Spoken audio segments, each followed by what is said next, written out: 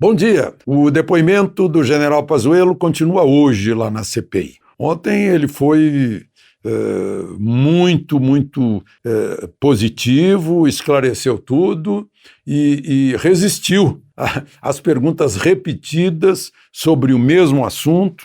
Foi firme, não se dobrou, não se intimidou, inclusive com gritos de uma senadora que teve atenção, precisou chamar atenção, né? O presidente da comissão precisou dizer que ela estava sendo agressiva, ela disse que não, que estava sendo enfática, né?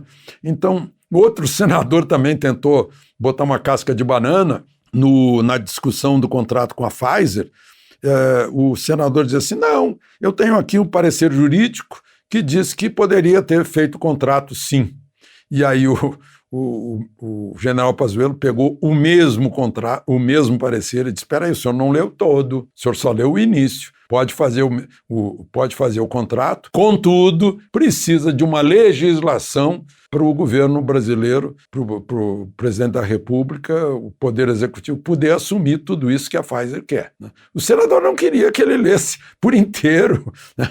É incrível, foi o tipo do caso, assim, a repetição de tolher a defesa do próprio depoente,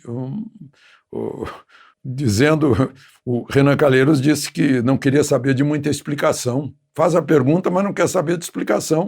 O presidente da comissão chegou a dizer que não, para mim é irrelevante essa quantidade de explicação, né? Explicação, por exemplo, dizendo, olha, oxigênio, no mesmo dia em que a White Martins falou para o secretário de saúde que ia faltar oxigênio, o secretário ligou, 7 de janeiro, né, ligou para o ministro da Saúde, no dia seguinte, 8 de janeiro, estava lá em Manaus, levado por avião da FAB, né, 150 cilindros de oxigênio.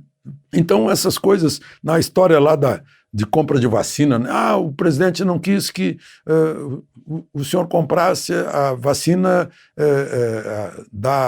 a Coronavac. Ele respondeu, não, peraí, está lá por inteiro, o presidente postou, inclusive, dizendo que não ia comprar nenhuma vacina que não tivesse sido regulamentada, autorizada pela Anvisa. Claro, senão ia cometer crime de responsabilidade de comprar uma vacina que ainda não existia. Aliás, a vacina da Pfizer só foi autorizada dia 11 de dezembro, né? E aqui no Brasil só em fevereiro. Em março já tinha feito contrato, né? Então essas coisas foram amplamente esclarecidas e aí vem o mérito da CPI e eu recomendo que as pessoas assistam diretamente, ao vivo, para não pegar em segunda mão, que aí a gente já não sabe como é que vem, né? Aí a gente fica sabendo da transparência, por exemplo, do ministro Araújo, né, que foi anteontem, tudo que ele fez no Ministério, do ministro Pazuello, ontem, e vai ser hoje, de tudo que ele fez. É muito bom que nós, contribuintes, eleitores, fiquemos sabendo, com forma transparente, do trabalho de um ministro. E aí a gente aproveita para conhecer também o trabalho do senador, a postura dos senadores, né, que lá se revelam. Eu tenho dito, né, que, às vezes, os senadores estão se revelando mais que os depoentes nessa CPI. Então a CPI é muito informativa, sim, né?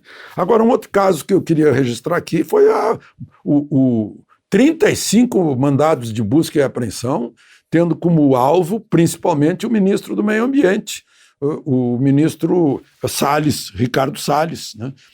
Autorizados por Alexandre de Moraes, sem o Ministério Público saber. Ele ressalvou que o Ministério Público saberia depois. É uma coisa muito estranha, já é a segunda vez que o Ministério Público não aparece, contrariando a Constituição. O artigo 127 diz que o Ministério Público é essencial no processo, né? O primeiro é aquele das fake news, né? Aquela excrescência jurídica institucional, né? Bom, mas enfim, o ministro Ricardo Salles foi surpreendido pela operação, que entrou na casa dele, em São Paulo, ele estava em Brasília, o que derruba aquela tese de que o governo, o presidente Bolsonaro fica sabendo das coisas da Polícia Federal. Todo mundo foi surpreendido, né, por essa ação da Polícia Federal, que envolveu o presidente do IBAMA, muitos diretores do IBAMA, 2 assessores do ministro Salles, né? E a suspeita, segundo Alexandre de Moraes, é de movimentação financeira por um escritório de advocacia no qual o ministro seria sócio. A suspeita de movimentação, prestem atenção, entre 2012 e agora, até agora, de 14.162.000. Eu fiz a divisão por 9 anos, dá 1,5 milhão por ano num escritório de advocacia.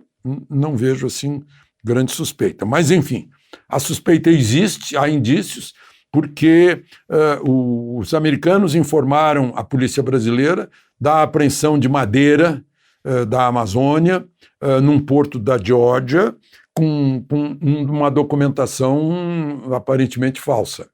E aí foram atrás, e aí começaram as investigações da Polícia Federal.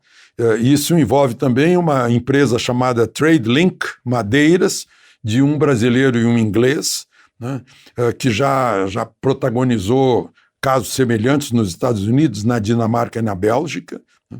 Então agora a gente fica esperando as explicações do ministro Salles. Eu lembro que no governo Itamar Franco houve uma denúncia contra o ministro-chefe do Gabinete Civil, Henrique Argrives.